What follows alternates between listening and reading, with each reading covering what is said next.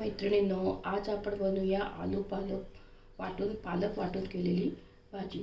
त्यासाठी लागणारे साहित्य आहे, हे तेल आहे, कांदा, कढीपत्ता, मीठ आणि गरम मसाला, हे पालक आहे, कोथिंबीर आहे, बटाटा आणि हिरवी मिरची आणि लसूण।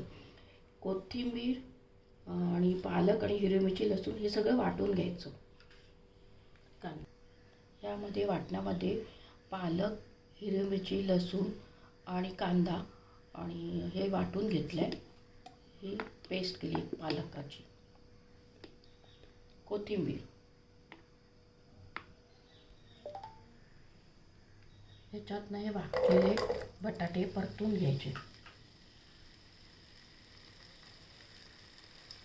10 मिनिटाला ब्राऊन होईपर्यंत करायचं। कढीपत्ता टाकून त्याला परतून घ्यायचं।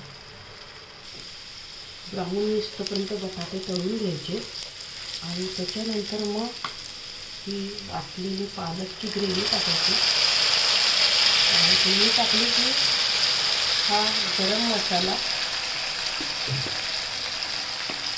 आणि मीठ हे हलवून द्यायचं।